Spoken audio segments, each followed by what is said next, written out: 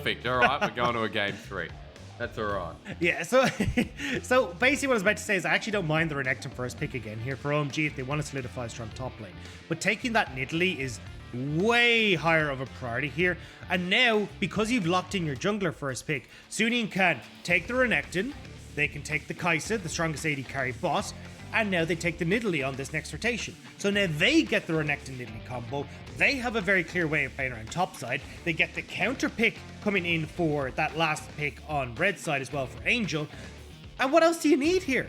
You're in perfect position as Suning to again have these incredibly strong lanes you can play through and scale pretty well into the late game.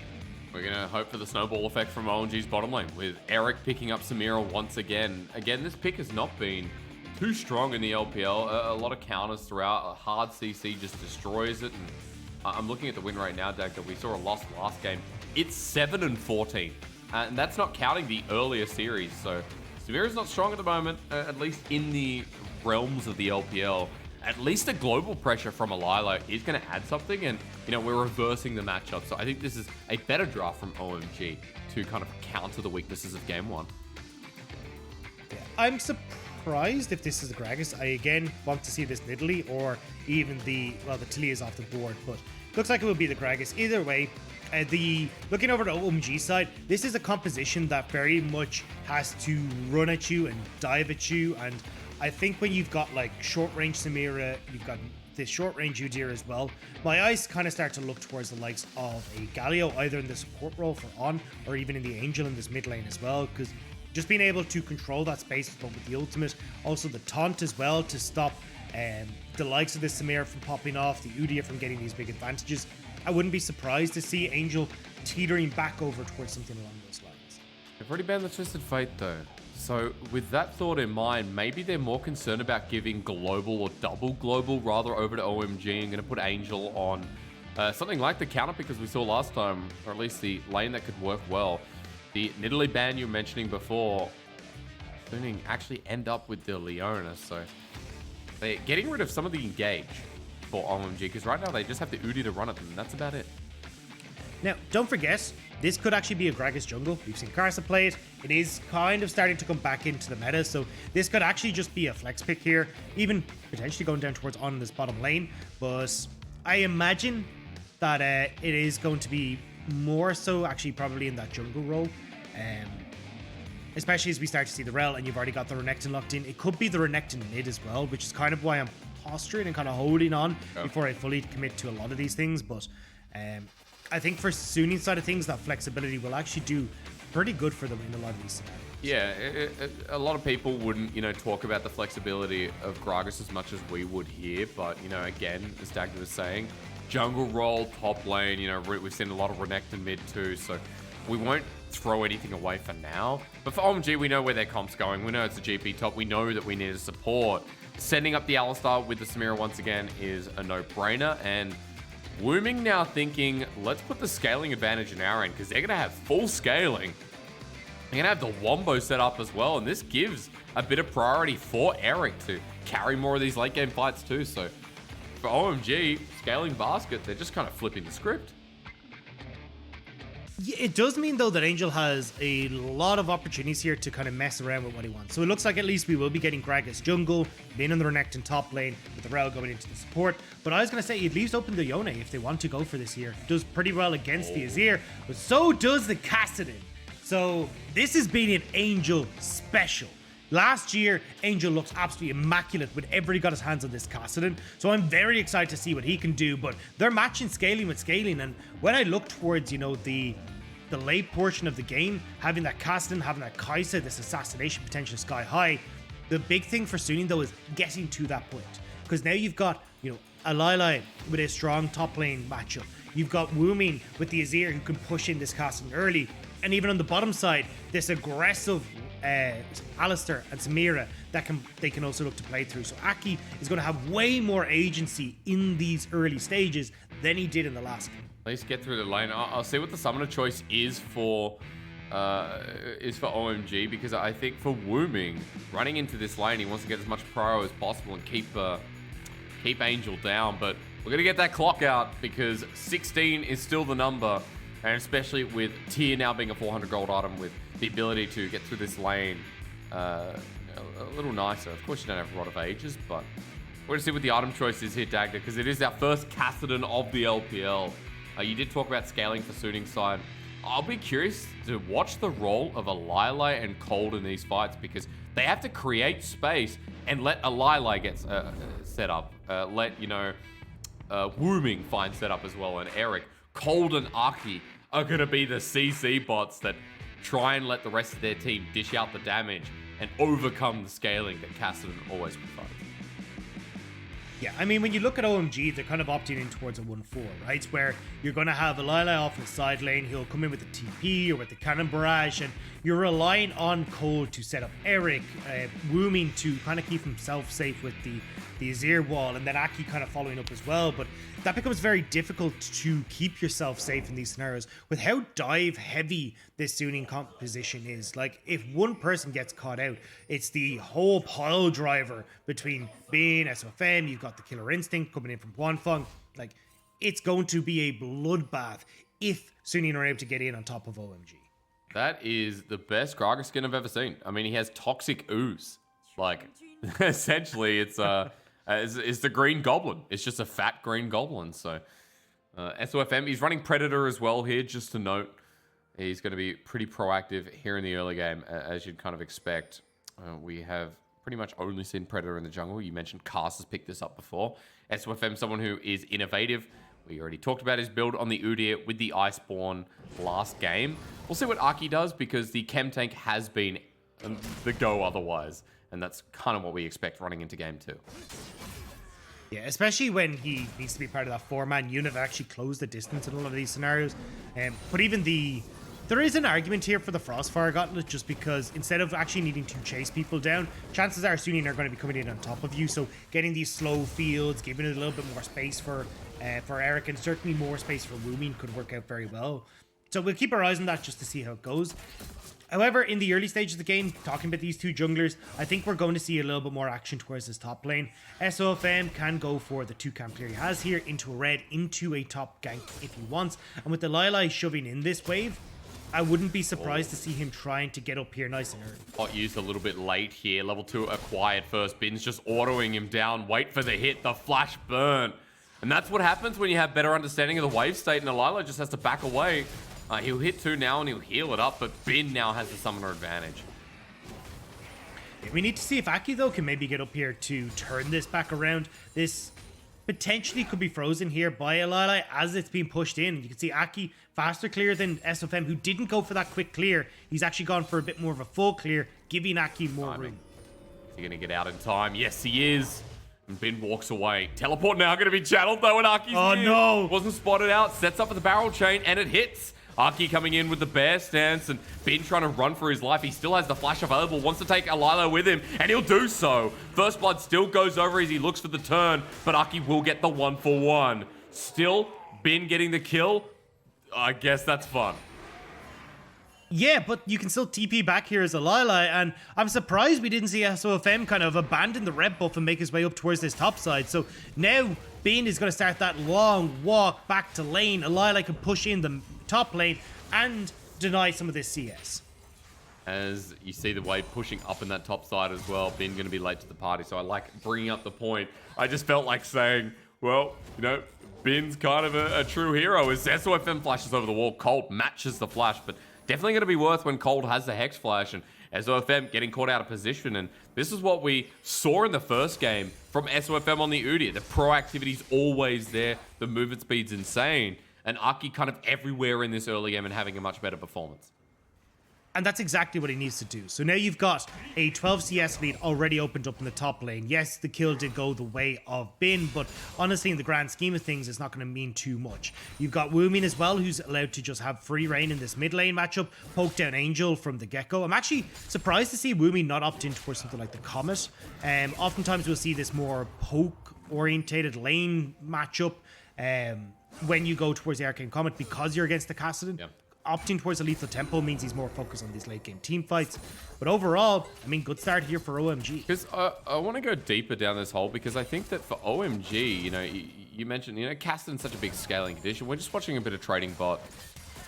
But there's really good scaling on OMG, and I love the role that Cold and Aki will facilitate in these fights. When you have Azir, when you have GP who requires setup, but also is just such a good side lane threat with a global advantage, you got to remember that Udyr into Kassadin. Who else am I looking at? Kaisa? Even I'd say like Gragas to a degree.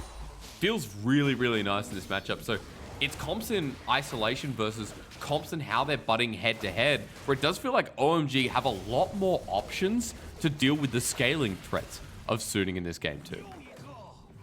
Also, it's difficult for OMG to try and stop the dive of Sunni, because you try and stop, say, like the Renekton going in. Well, now there's a kassadin that's Rift walking over a wall. There's a Killer Instinct from Huanfeng. On can also come in from multiple flank angles. Then you got to worry about casks and flash body slams. Like, there is so much coming the way of Sunni. And when you start to go and, oh yeah, well, I can disengage with the Azir wall, yeah, that's cool, but you still got so much there.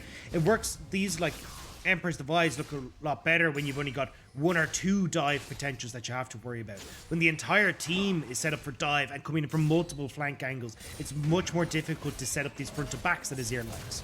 And the bottom lane, Cold actually tries to headbutt Pulverize the Rell dismount as On's just going to die, but so is Cold. Both supports go down and SofM's rolling in. Fat Boy pretty fast. Eric actually going to be just walking through anyway, and this is a win for OMG. AD carry gets to stay in lane and push out, and Alile burns the ultimate to do so. As Eric will just have to back away in the end, so I'll take it back. Committed from OMG, both supports hitting the dirt. Yeah, 1-for-1 trade, but crucially the kill actually went towards Huanfeng. Eric didn't get it, it went over towards the Udyr, and it would have been nice to get that kill on towards Eric to get this Samira very quickly up towards that Immortal Shield bow, but fortunately not going to be the case here. As Dragon is started though, this is an OMG favorite fight as of right now.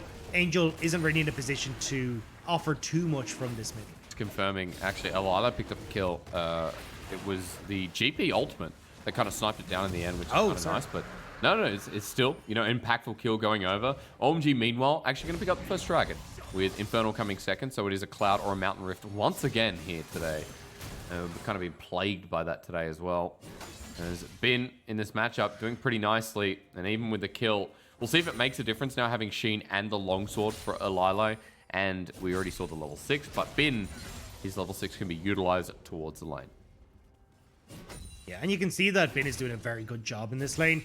Remember what we talked about? He was 12 CS down. Well, he's now brought it right back to even, and in a matchup that is GP favored, this is a pretty nice sign for Bin, but unfortunately kind of a rude awakening for Alile, as he does have his first series in the LPL, and he's going up against one of the better top laners that we have in the LPL. Yeah, Bin definitely came online last year. I think he was someone who shared time with Bubu, and then in 2020 spring, we saw that Bin wasn't really something to talk about. In summer, he got his own scrim time and developed from there. Still has a long way to go in my opinion. You know, again, the bubble of worlds is great, but I think Bin had some pop-off moments, but you know, I definitely still wouldn't put him as a top 3 top laner. Let's be quite realistic with the Shy back as well. It does feel like it's hard to contest, especially with 369 Zoom. Keep going. But, Nuggery. Yeah, I mean, Nuggery there, right? Like, how do you get into that list? But definitely below, just below those top laners. Suiting hitting the Rift Herald, and while I'm talking, OMG going to start the engage onto Angel. He's only level 7, and the Herald actually goes down to OMG. Walking back, Aki in a great position. I'll have to confirm because I think it was actually Suiting who took the Herald, and Huanfeng going back with the Killer Instinct. Eric walking with the ulti, but he's interrupted. And Suiting winning fights quite easily. 7-2, and all of a sudden a 2.5k gold lead. Out of nowhere, Sunni are able to pick up that fight, and that's going to give a hell of a lot of gold into the hands of Angel. Yep. Going to give a hell of a lot of gold into the hands of Huanfeng. And you can see there, Huanfeng sitting with that Rift Herald. It's just a repeat of game 2. He's going to be able to plunk that down in the bottom lane, get a whole bunch more turret plates for himself. So this Kaisa is going to be huge this game. And like the pullback from Angel as well. He's having a great series. You look at all the attention he provides, and the Azir ults on Angel versus the Azir ults on Wuming. A lot of support there as well, which is kind of nice. So OMG going too deep, Dagda, as you said. Yeah, and there's not very much that you can really do here as OMG. You do get the Azir wall to try and dissuade the engage from on, but what we talked about was just how many different angles all these members of Suning are coming from.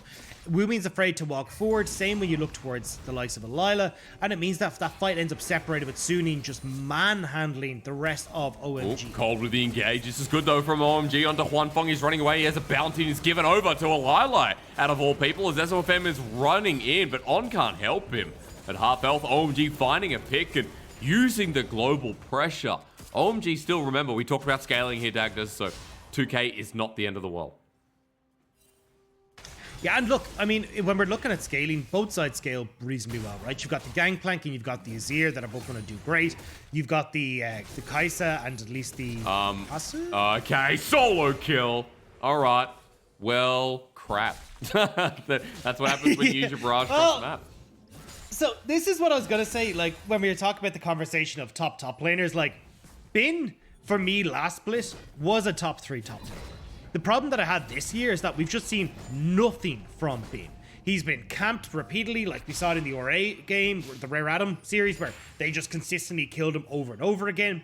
And for me, it was kind of like, okay, well, without the support of SofM and without the support of Sword Art to actually play as aggressive as he wants, Bin's just really fallen off. He doesn't have a gold lead at 15. He had the second highest gold lead at 15 last split. Like, this guy was really good, but we just haven't seen it come in this year. However, in this series, we're definitely starting to see that you have to respect Bin, even if he's had a bad start to this. I mean, he's up in CS in this lane, 3-1-3, now has a bounty on his own head, and I'm just looking across the board. There's a CS lead pretty much everywhere, bar bottom lane. I don't know how Angel's been doing so well against Wuming. Like, Kassadin 3-6 has been able to keep up in CS, and you know, this kind of just tests the solo laners of both teams. OMG, no one knows who Lila is. No one really knows who Wuming is, unless they were Rogue Warriors fans from last year. But everyone knows who Angel is now, and Bin. And for good reason. You know, some of the better in their roles, you know, whether we want to argue on where they actually sit, as, you know, Aki's just going to try and steal away something while Bin's just on the chase. I just looked at SofM's items, which is why I'm silently... Oh. Is innovative, it's an Essence Reaver Gragas. Yeah, so it hang on, could actually be the Moonstone Gragas. Well, just pause because Lila is almost in solo kill territory. Aki pivoting to help him out. Let's come back to what you're talking about before I rudely interrupted you. Yeah, you say so Moonstone? The reason, yeah, the Moon Staff. So both the Moonstone Renewer and that Staff of Flowing Waters, because what the math which LS has done on his channel, great video on it. Although it might be on the T1 channel, but either way. Talking about, like, you don't actually lose much AP. You don't lose much in the way of damage going this build, but you're providing so much movement speed, so much AP to your team. And when you're looking at an AP damage dealer in Huanfeng, AP damage dealer in mid, even the ultimate from Renekton giving AP damage, that's all fantastic. Dude. But in these team fights as well, as a dive comp, move speed is your best friend. You just want to chase down whoever the hell you can, and these two items together give so much of that. And you're going to have Leeching Leer turn into that Rift Maker. You're going to have a Kassadin who's built towards damage, and the Moonstone with the Staff of Flowing Water is going to be great. I don't know if anyone wants to send this over to old LS, but as SofM comes in here, you can see, look, he's not that tanky. Still has a lot of damage, though, as the Explosive Cast comes out. Sets up the dive, and that's nicely done. Bin doesn't need to flash in the end, and SofM will burn his perfectly. Set up by Suning, as they're now just rolling ahead of the gold lead. Yeah, this is insane. Like, Bin is absolutely massive. You've got Angel, who's just been left here in this lane by himself, accruing his own little lead, and now 3 kills on towards your bot side as well. Like, this is kind of nasty again from Suning. I love how Angel's just bullying out Wuming in the meantime in the solo lane as well. I mean, this shouldn't be happening this early on, but Wuming getting pushed back and finally get some good trading back just by auto-attacking. I want to note in that last play, we were able to see SofM pick up some resources, and he's picked up his Mythic. So I'm trying to look there, Dagda. My quality is not amazing, so I'm going to have to wait until it times out. I'm sure our chat can see before, but that's a 2-man knock up there with the Ferromancy. Eric in a really bad position, and he tries to dash back. He flashes away, but they have so much gap close. Suning go in so damn well. And Cold's going to be flashed on as well. The Ferromancy crashed down at the ready, on tanks up. And a double kill over to Bin, who's now got 6 kills in his back pocket. This game is more than done. Yeah, on flips the beef burger in that bottom side, and this is looking pretty juicy for Sunni. Several kills now picked up. That's going to be the double towers going over as well. And even if you try to wait for the Gangplank and this Azir to come online, you're not getting anything done. And Angel is going to chase away 2 members of OMG from the Rift Herald as well. They don't even get the crossbar. Dude, it's 15 minutes and Kassadin is strong. So I don't know what more you want as Sunni. Oh. Level 11 dodging away, SofM. He's gone for the Shirelias, by the way. We can talk about that after this because he's being caught out. Yeah, that's what I was about to say. Going golden with the stopwatch Dagda. OMG are circling around, but the explosive cast worked nicely. Angel now ready to engage once again. He gets bursted down, but he just rift walks out of there. Tick, tick, and he isn't going to go boom. As Sunni are still in this choke, the explosive cast was already used, so Sunni know they need to get out, and Eric and Cole can't do a thing. They just keep winning fights at 15 minutes of the game.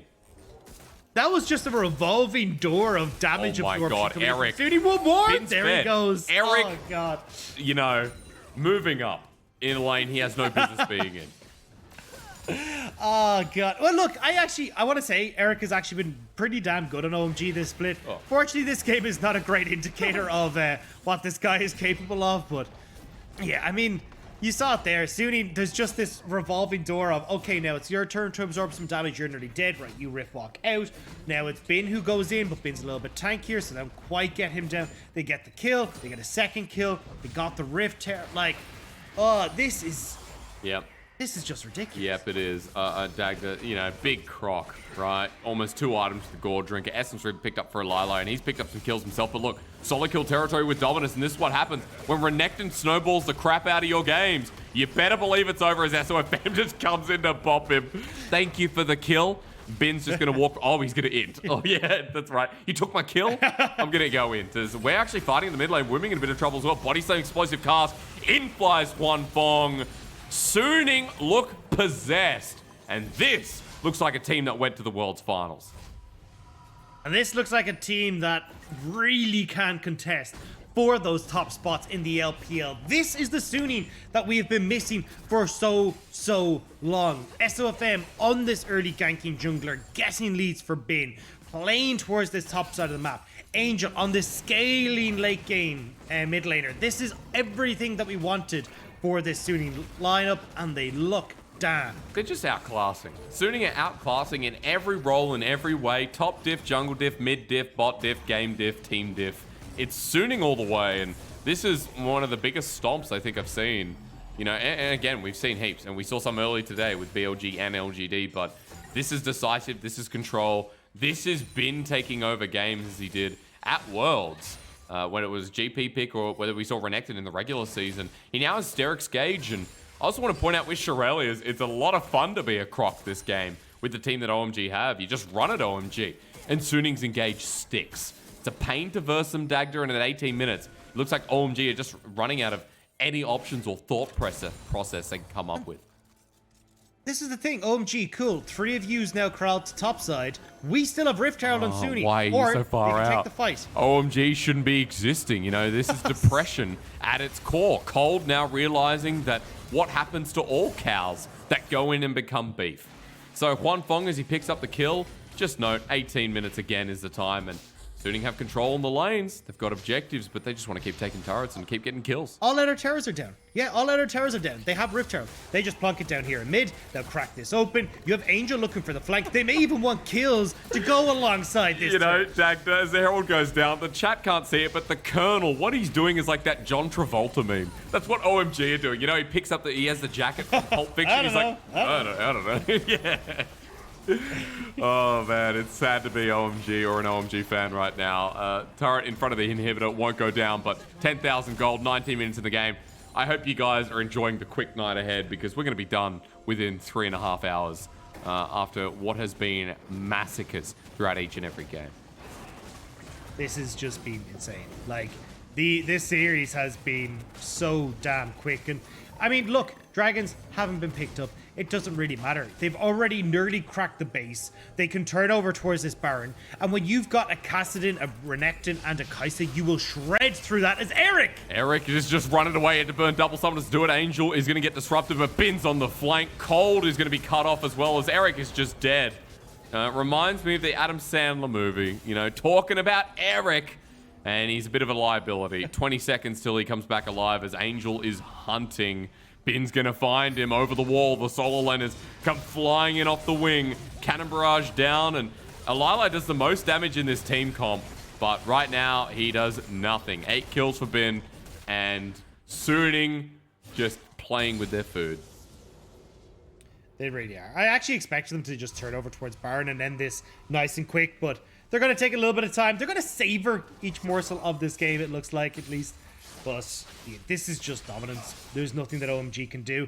And you can even see it in this in the team fight when the replay comes up. It looked like one of those cartoons where you open the wrong door and realize you don't want to be here.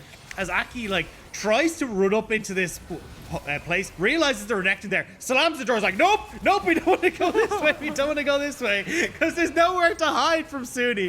They are everywhere. They just chase him down. Here's the Baron. If you look at your mini-map, there's no OMG to be seen. They're in the bottom lane, hoping they can get an outer turret for themselves, as this game very quickly slips away from them. Baron's going to go down pretty much off of spawn with about 30 seconds of leeway. And Suning now running it through mid. You can see, look at the bottom side of the map. Aki's like, you know, I'm going to farm, I'm going to flank. And Suning are like, I'm going to end the game.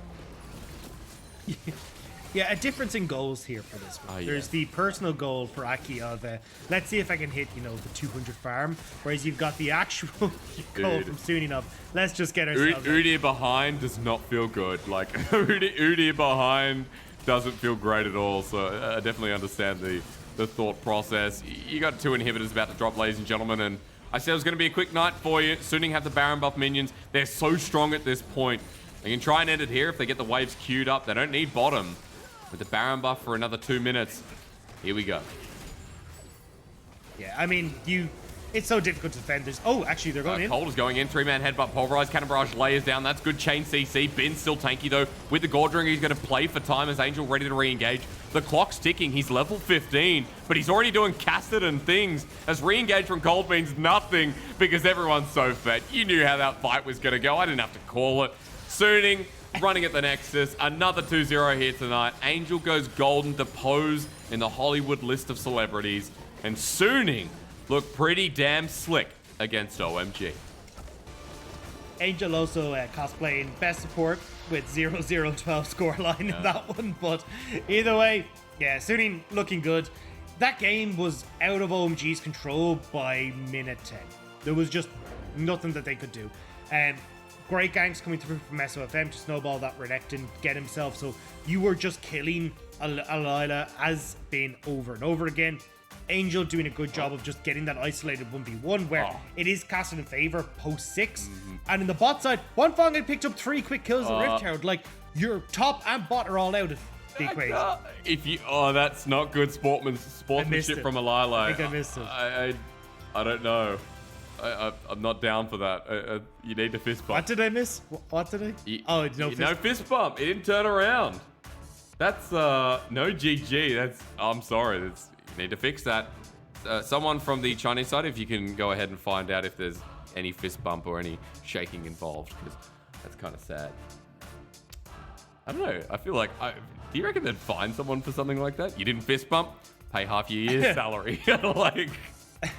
I mean, this is his first series in the LPL. I think it's more a case of, do you get to come back? You didn't fist bump, so you're not coming back onto the roster. Putting Wuming back in. Alila, his first series, you know, being serious for a moment, you know, it is his first time on the LPL stage, so maybe just a bit of a lapse there. He's actually still the last one on stage for OMG, and you know, he was fed. He got a couple of early kills. He used his cannon barrage well, and he was keeping up in gold, but Bin took over the game. He got top diffed easily. And, you know, that game, again, Dagda already said it was over by minute 10. I didn't catch the end time, Dagda, because... we were about 23 minutes, I think it was. Because FPX versus E-Star, the quickest series in the LPL was 22 minutes, 33 seconds.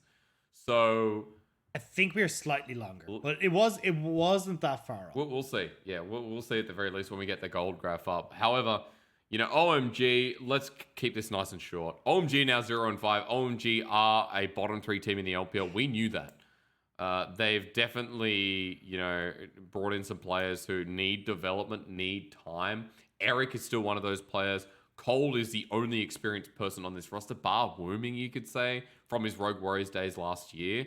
But we're getting the OMG we expected, a team that is struggling to put up against some of these veterans. Yeah, and I mean, I don't think there was anyone that really rated OMG that highly coming in. And although there have been a few surprises performance-wise on OMG, the top half of the map is in shambles. Wuming isn't and wasn't the strongest mid laner coming in from last split, and it's kind of continued as such. They're now chopping and changing their top laner like it's a fashion that's going out of style, and they're just trying to figure out what the hell they can do.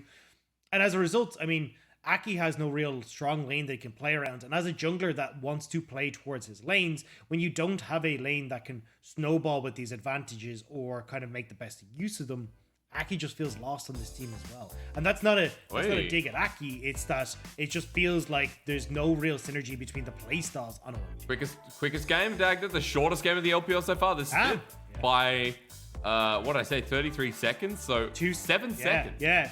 7 seconds.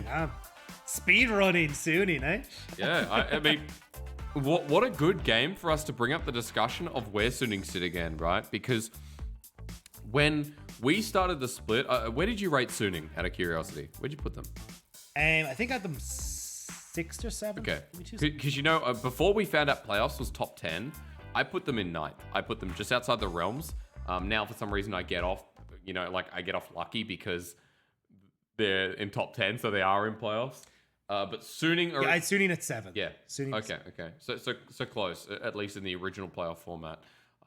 Suning are a team that, we talked about losing their voice in Sword Art, and a lot of people didn't believe that, didn't expect us to be right on that one. I think it still has an effect. I think shot calling in the LPL, because it's such a chaotic region, because skirmishes happen more than any other region, is important. So... the new dynamic in this team, we got to find out a little bit more, but it does feel like that communication chain is improving again, and we are getting to the quality of Suning that a lot of international fans would hope to see. Yeah, game 2 was certainly the more indicative one for me. I was trying to see how we are going to have SofM play towards Bin, because I mean, the bread and butter again from last split was, hey, let's get SofM and Sword Art into the top lane, and we called like SofM and Sword Art the actual duo to get them in towards the top side to solidify Bin's lead, and then play through those advantages elsewhere on the map with Bin TP down towards Huanfeng. Maybe he's roaming down to help out Angel in mid, but that was where these leads start to snowball. This time around though, we haven't been seeing it this split. In game 2, though, we got to see SofM, even though he doesn't have Sword Art beside him, is still playing towards his top side, had started to get Bin rolling. And you can see that that's where the confidence and the magic starts to come back for this Suning lineup. So hopefully we can see that continue. It just means that you're heavily reliant on Suning as this strong top laner that you can play around in the matchup, but also having a more gank-focused jungler, which I think teams could potentially look to explore. If we get towards the trajectory of all these players on Suning, solo laners you're talking about, then we get towards the top-tier positions, right? Some of the best top laners, Bin will be in that list. Some of the best mid laners, Angel could be in that list. He improved a lot last year, and in this series especially now. I just want to pull up quickly and look at Suning's schedule ahead. They were 1-3 before this, now 2-3 after the win against OMG. They have LGD next before they go into the EDG, the JDG, IG, V5, WE. So they get these couple of threshold games to give them confidence, to give them a bit of a boost. And then they verse kind of the demons of the league. And I think that's when we could see a Suning who's kind of worked into the split a bit better.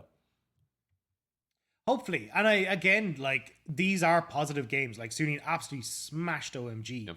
And it's nice to see that we still get that Suning when the cards are dealt correctly for them.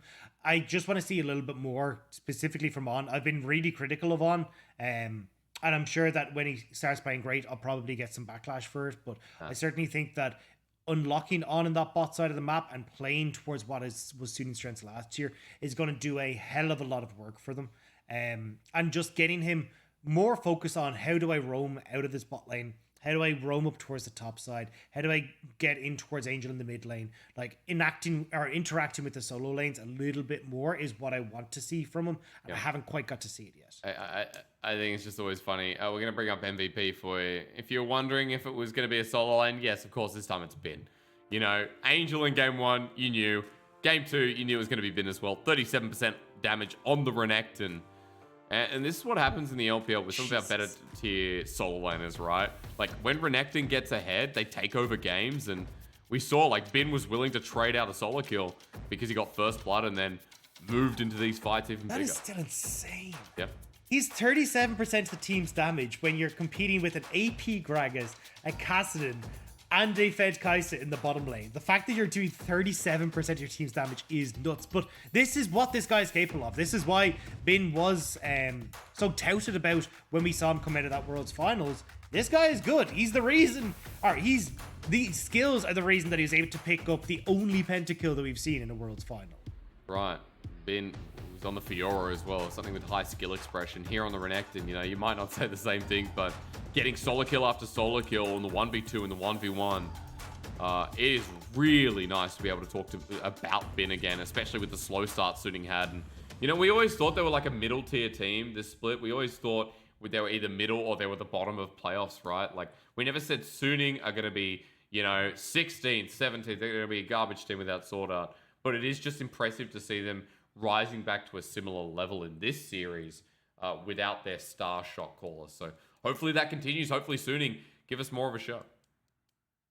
Yeah, definitely. And I'd love to see more of this from them. Like, it's heartbreaking to see teams that reach such heights to not be able to continue that forward. But at least now, and at least for the fans, this has given them a little bit of hope. Yes, it has. Dagda, I've just